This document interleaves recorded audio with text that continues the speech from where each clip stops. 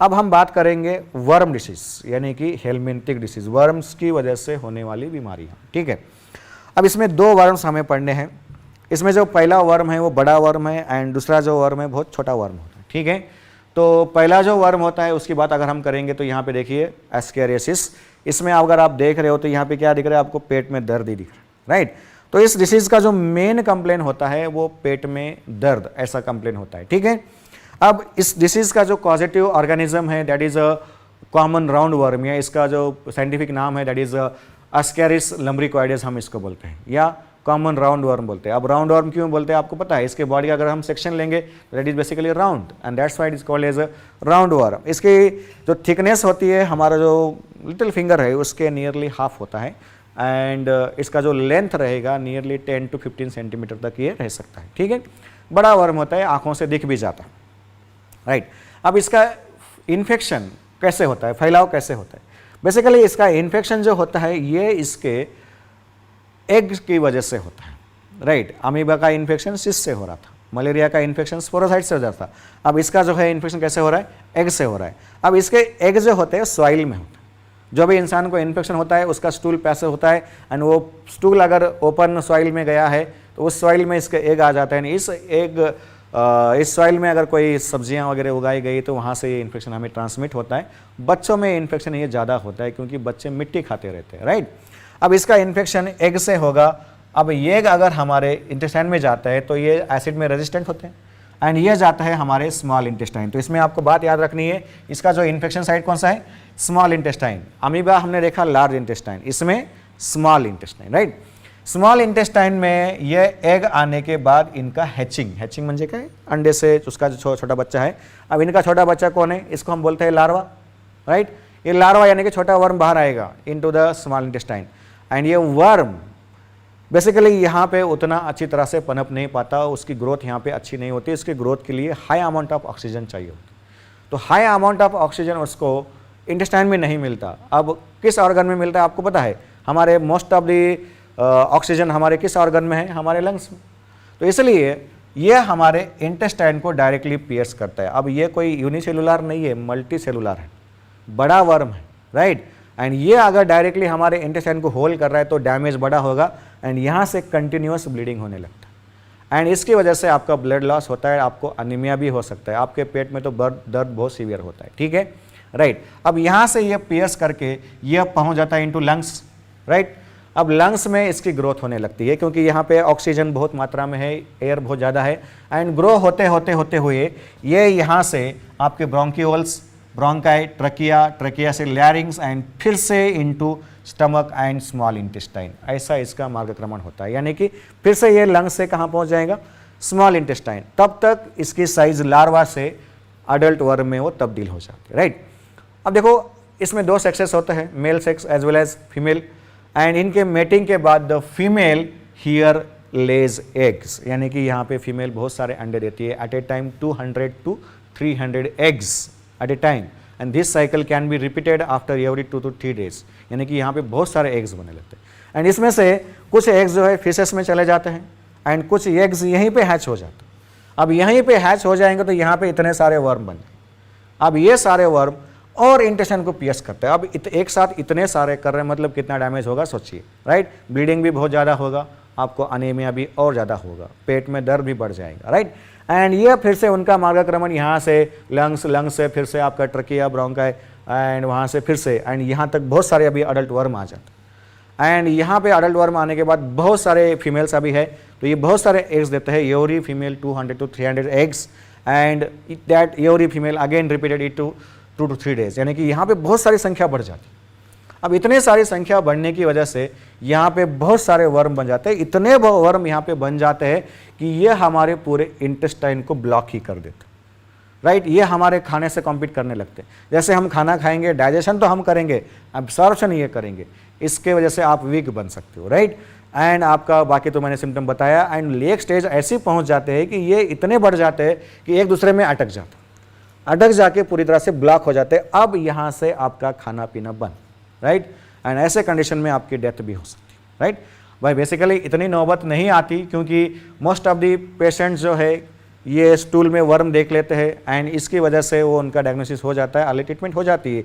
But western cultures जिसमें western toilets use किए जाते हैं उसमें ये डायग्नोसिस मिस हो जाता है एंड इस हद तक पहुंच जाता है। एंड इस हद तक पहुंचने के बाद अब दवाइयाँ काम नहीं करती है, इसको हमें ऑपरेशन से ही कट करके निकालना पड़ता है, राइट। यहाँ पे मैं आपको छोटा सा क्लिप दिखाता हूँ। यहाँ पे देखिए, this is operation theatre, this is small intestine. इसको एक कट देके यहाँ से वर्म्स निकाले जा, राइट। ऐसे बहुत सारे वर्म्स यहाँ पे बन जाते हैं।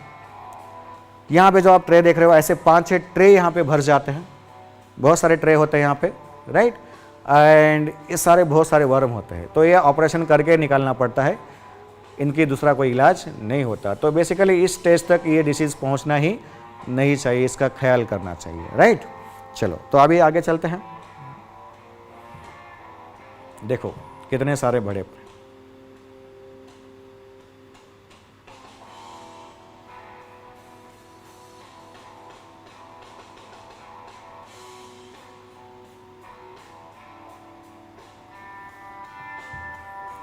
ये पूरा इंटेस्टाइन भर चुका है,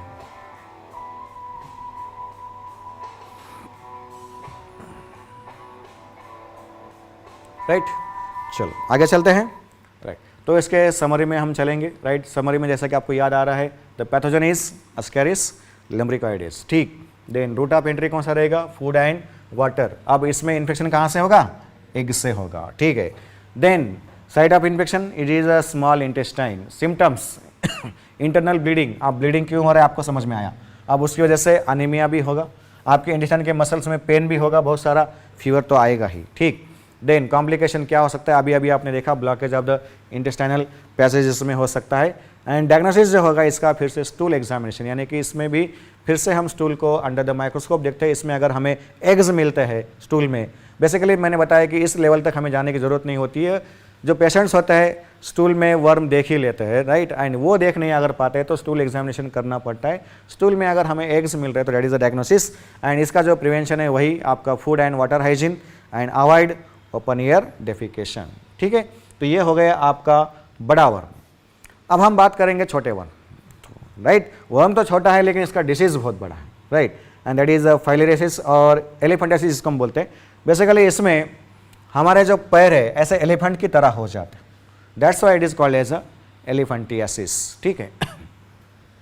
तो इसका जो ऑर्गेनिज्म है that is basically Wuchereria, Wuchereria bancrofti भी बोलते हैं, या और एक होता है वुचेरिया मलाई, वुचेरिया बैंक्रप्टी, वुचेरिया मलाई होता है।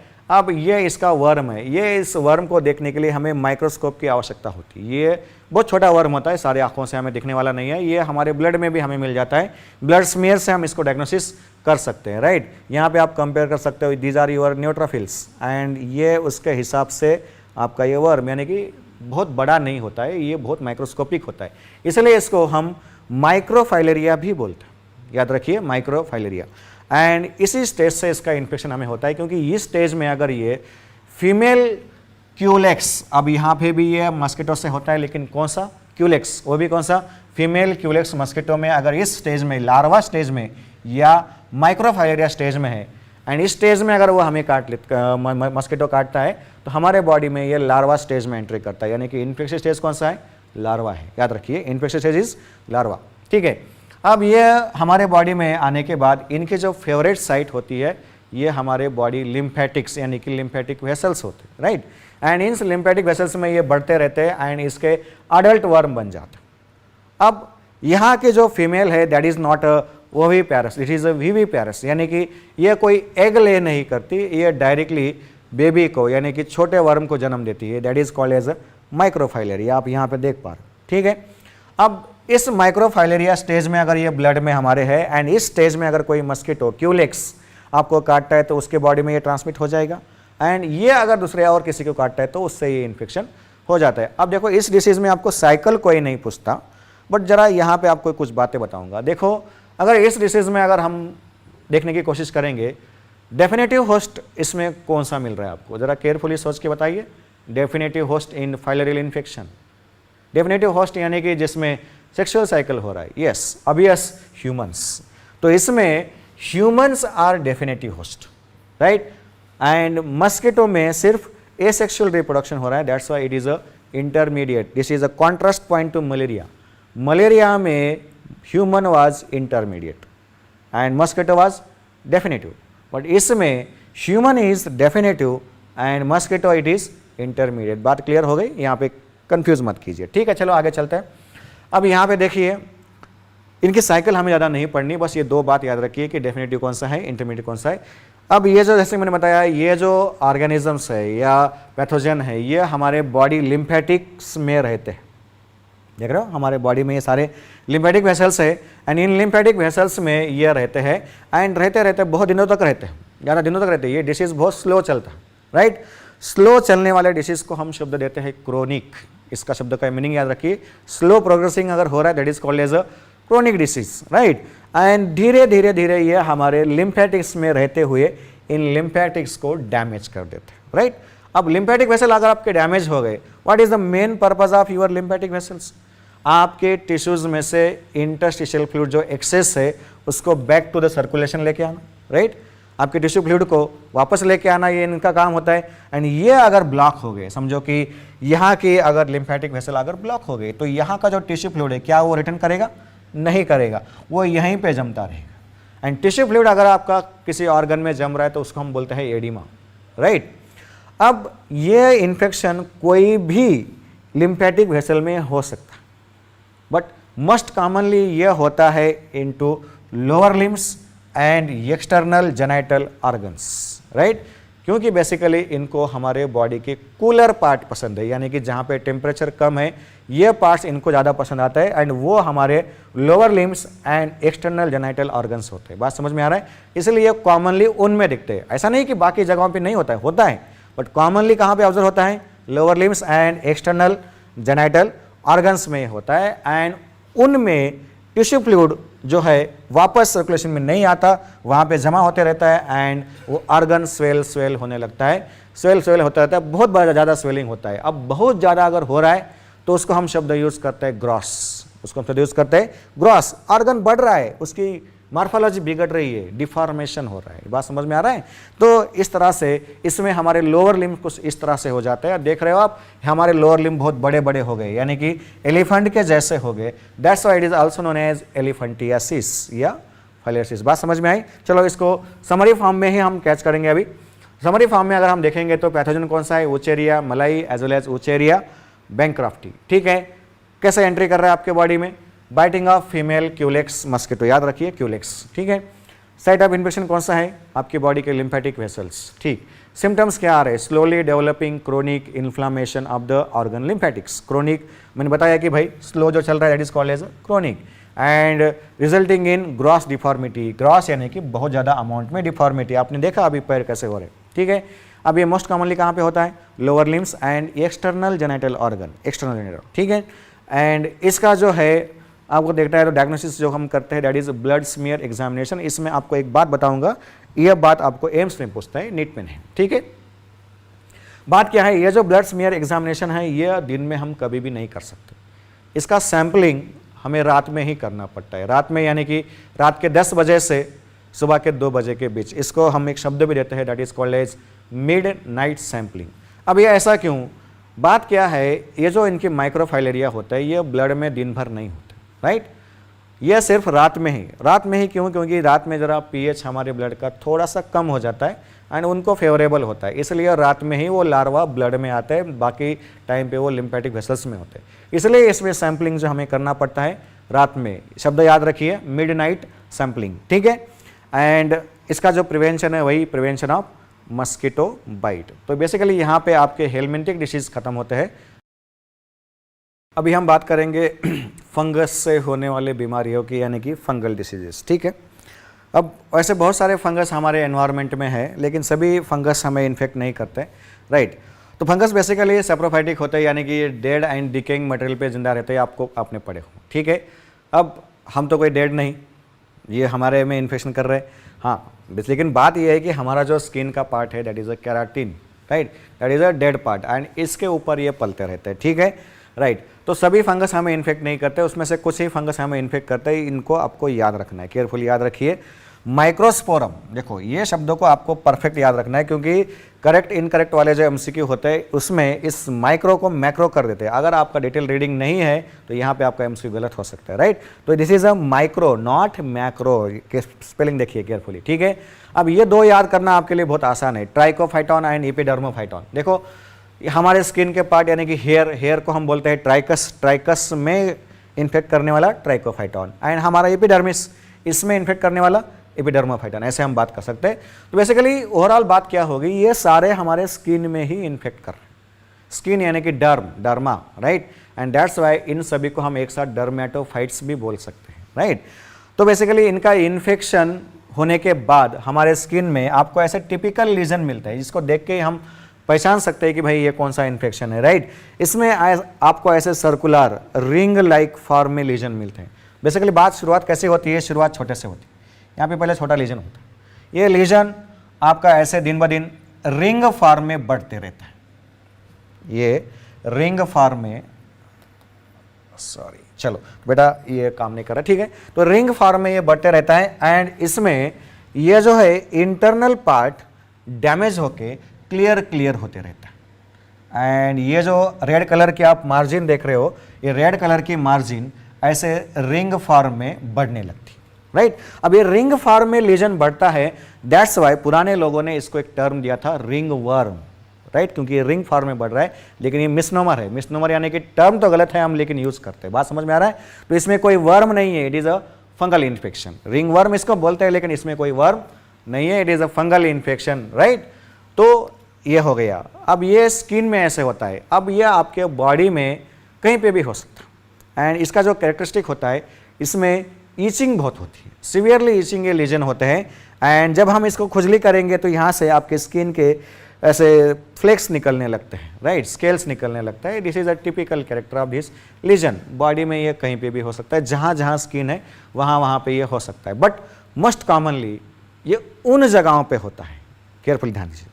तो उन जगहों पे ये होता है जहाँ पे मॉइस्चर एंड हीट ज़्यादा होती है। देखो आपने ये ऑब्जर्व किया होगा, मशरूम माने कुतरा छतरा, ये क्या है बेसिकली, ये ऑर्गेनाइज फंगस है। ये आपको किस सीज़न में मिलता है, ये आपको रेनी सीजन में ज़्यादा मिलता है। क्यों? क्योंकि भाई उस सीज़न में एक तो मॉइस्चर ज़्यादा है एज वेल एज हीट भी ज़्यादा है। तो ये मॉइस्चर एंड हीट फंगस की ग्रोथ के लिए बहुत अच्छा होता है, एंड इसलिए अब मैंने बताया कि भाई ये हमारे बॉडी में कहीं पे भी हो सकता है, बट उन जगहों पे ये ज़्यादातर होता है जहाँ पे मॉइस्चर एंड हीट हमारे बॉडी में ज़्यादा होती है, एंड वो पार्ट्स जो है हमारे बॉडी के ये है, क्योंकि यहाँ पे हमारे स्किन फोल्ड्स यानी कि स्किन एक के ऊपर एक आ रही। देखो वो कौन सा पॉइंट है आपका, आर्मपिट, एक्जिला बोलेंगे। यहाँ पे इधर की स्किन एक जगह पे आ रही है, आपका हीट लॉस यहाँ से प्रिवेंट हो रहा है, एज वेल एज पसीना यहाँ पे जम रहा है, ठीक है। उसी तरह से आपका ग्रोइन, ये पैर आपके बॉडी को यहाँ पे जुड़ रहे, एंड यहाँ पे भी स्किन के ऊपर स्किन आ रही है, इसलिए यहाँ पे भी हीट एंड पसीना जमा होता है, राइट। तो ये दो पार्ट्स हो गए। अब ये आपका लाइन, आप बोलोगे यहाँ पे तो कोई आपका स्किन फोल्ड है नहीं, फिर यहाँ पे क्यों हो रहा है? भाई यहाँ पे हमारे कपड़े होते हैं, आप देख पा रहे हो, ठीक है, राइट। आपके बॉडी में किधर भी कपड़े ढीले चलेंगे, यहाँ पे नहीं। इमेजिन करो क्या होगा यहाँ, राइट। तो इसलिए यहाँ पे कपड़े हमारे टाइट होने की वजह से यहाँ पे भी पसीना एंड मॉइस्चर जम जाता है, एंड इसकी वजह से यहाँ पे इन्फेक्शन होता है। दीज आर कॉमन साइट्स, बाकी कहीं पे भी ये हो सकता है, राइट। चलो, तो जहाँ जहाँ पे आपका केराटिन वहाँ पे इन्फेक्शन होगा। ये तो बात हो गई स्किन की। ये केराटिन आपके नेल्स में भी होता है, इसमें नेल्स का भी इन्फेक्शन ये होता है, एंड नेल्स में इन्फेक्शन ये इस तरह से होता है, आपके नेल्स को पूरी तरह से ये डैमेज कर देता है, ठीक है। एंड ये आपके हेयर्स में भी हो सकता है, क्योंकि हेयर भी आपके केराटिन से ही बने हैं, राइट। इसमें आपको सीवियर डैंड्रफ भी हो सकता है, आपका इसमें हेयर लॉस भी हो सकता है, एंड ऐसे ईचिंग लीजन भी आपके हेयर में आ सकते हैं, राइट। मतलब जहाँ जहाँ पे केराटिन वहाँ पे इसका इन्फेक्शन हो सकता है, राइट। अब देखो इसका फैलाव कैसे होता है। जैसे कि आप जानते हो कि फंगस का प्रोपेगेशन जो होता है उसके स्पोर से होता है। फंगस में स्पोर बनते हैं, एंड वो स्पोर जहाँ जाके गिर गए एंड फेवरेबल एनवायरनमेंट मिल गया तो वहाँ पे वो जर्मिनेट हो जाता है। अब basically this is a communicable disease, यानी किसी को है तो किसी को होगा। तो अब किसी को अगर फंगल इन्फेक्शन है तो उसके बॉडी में से वो स्पोर उसके आसपास के जो रहने वाला जो एरिया है, उसका घर का जो मिट्टी धूल वगैरह है, उसमें ये गिर जाता है, ठीक है। वो अगर उसके बालों में है, उसके हेयर्स में है, वो कंघी कर रहा है तो इसमें हेयर स्पोर्स आ जाते हैं। उसके बॉडी पे कहीं पे है उसने टॉवेल यूज़ किया, उसमें वो स्पोर आ जाते हैं, उसके कपड़ों में ये स्पोर आ जाते हैं। एंड ये अगर किसी ने रीयूज़ की है, इन्फेक्टेड पर्सन की चीज़ों को किसी ने अगर यूज़ किया, शेयर किया, तो उसमें भी यहाँ से ये स्पोर उसके बॉडी में ट्रांसमिट हो जाते हैं बेटा। इसलिए याद रखिए कि किसी के कोम्स, टॉवेल्स, शर्ट्स वगैरह वगैरह शेयर नहीं करना होता है। किसको कौन सा इन्फेक्शन होगा ये हमें पता नहीं होता है, राइट। तो इस तरह से ये होता है, राइट। चलो, तो इसको अभी हम समरी फॉर्म में ही देखते हैं। समरी फॉर्म में अगर हम देख रहे हैं तो पैथोजन है माइक्रोस्पोरम की तरफ ध्यान दीजिए, माइक्रोस्पोरम, ट्राइकोफाइटॉन, एपिडर्मोफाइटॉन, ठीक है। रूट ऑफ एंट्री हमने जैसे बताया, contact with infected person, direct contact अगर हो रहा है तो भी हो रहा है। उसका सॉइल, सॉइल आप मिट्टी मत बोलिए यहाँ पे, उसके घर का जो धूल वगैरह है ऐसा बोलिए, ठीक है, राइट। टॉवेल्स, क्लोथ्स, कोम, ईटीसी ईटीसी, ठीक है। साइट ऑफ इन्फेक्शन क्या रहेगा, जहाँ पे स्किन या स्किन के जो केराटिन है वहाँ पे, यानी कि स्किन, नेल्स एंड हेयर्स में इसका इन्फेक्शन होता है, ठीक है। एंड क्या डेवलप होता है इसमें, ring like dry, ring like यानी कि गोल, ड्राई यानी कि सूखे, स्केली यानी कि उसमें से स्केल्स निकल रहे, एंड ईचिंग लीजन यहाँ पे डेवलप हो जाते हैं, ठीक। एंड डायग्नोसिस जो होगा इसका, क्लिनिकल एग्जामिनेशन, ज़्यादा कुछ करने की आवश्यकता नहीं होती, हम देख के ही इसको समझ सकते हैं कि ये क्या है, राइट। बस तो इतना ही होता है इसमें। तो ये हो गया आपके फंगल डिसीजेस, राइट। अब देखो यहाँ पे अगर हम बात करेंगे तो इसमें जो प्रिवेंशन है that is a personal hygiene, ठीक है। अब प्रिवेंशन तो हमने हर डिसीज में देखा, पर्सनल हाइजीन व फूड वाटर हाइजीन। अब एक बार सब डिसीज का एक साथ हम जरा समराइज कर लेते हैं प्रिवेंशन एंड कंट्रोल की, यानी कि सब डिसीज को कैसे प्रिवेंट करना है। छोटी सी बात है, समरी कर लेते हैं, ठीक है। तो प्रिवेंशन एंड कंट्रोल कैसा है, तो इसमें हमने हर डिसीज में बात किया कि भाई पर्सनल हाइजीन जो होता है वो बहुत इंपॉर्टेंट होता है, ठीक है। आपका खाना पीना साफ सुथरा होना चाहिए, आपका फूड जो है अच्छा होना चाहिए, ऐसे फूड नहीं खाना है, इसलिए मैंने दिखाया है, राइट। एंड पानी भी आपका साफ सुथरा होना चाहिए। अब आपके घर का कूड़ा कचरा ऐसे वैसे नहीं फेंकना है, इसको प्रॉपर डिस्पोज करना है। मैंने बताया पहले सेग्रीगेट करो एंड अच्छी जगह पे डिस्पोज करो, राइट। ऐसे आजू बाजू फेंकोगे तो यहाँ पे रैट्स आएंगे, मक्खियाँ आएंगी, यहाँ पे बैक्टीरिया डेवलप होंगे एंड वो आपको घर में भी आ सकते हैं, आप बीमार हो सकते हो। अब ये आपके घर का कूड़ा कचरा हो गया, आपका कचरा यानी कि आपके स्टूल्स, इनको भी डायरेक्ट वाटर बॉडीज़ में डालना नहीं है, राइट। तो इसमें इनको प्रोसेस करने के लिए आपके बॉडी, आपके घर में जो है वो टैंक्स होने चाहिए, इनको हम बोलते हैं सेप्टिक टैंक। सेप्टिक टैंक के लिए आपके बुक ने सेसपुल नाम का शब्द यूज़ किया है, सेसपुल का मीनिंग सेप्टिक टैंक ही होता है, ठीक है, राइट।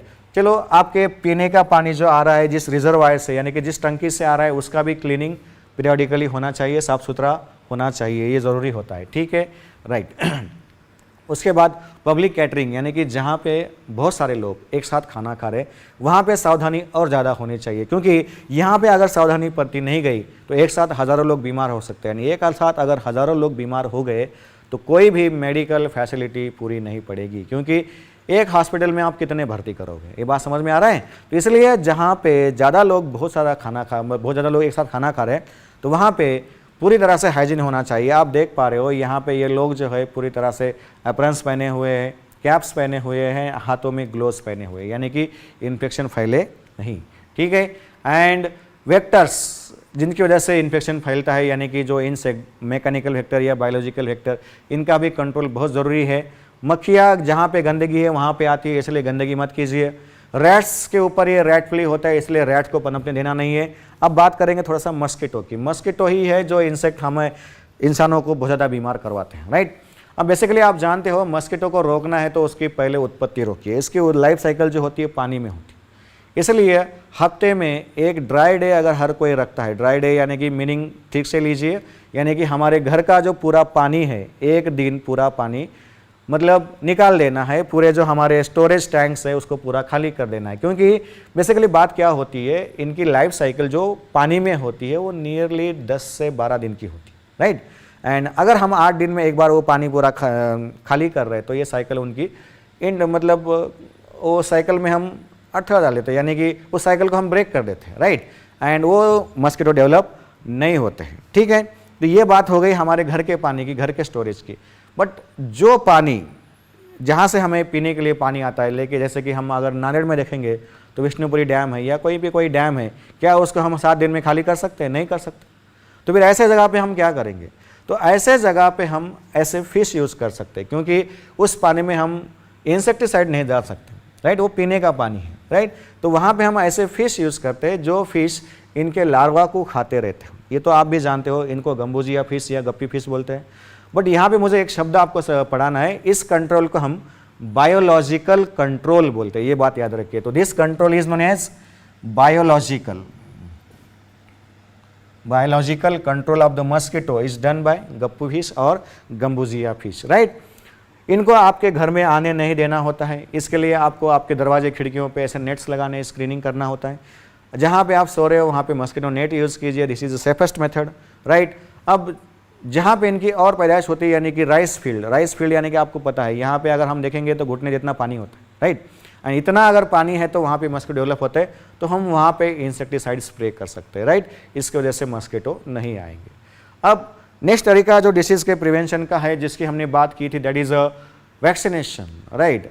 अब वैक्सीनेशन से भी बहुत सारे डिसीज़ हम प्रिवेंट कर सकते हैं, जानलेवा बीमारियों को प्रिवेंट कर सकते हैं। तो ये सारे मेजर्स हो गए प्रिवेंशन ऑफ डिसीज़ के।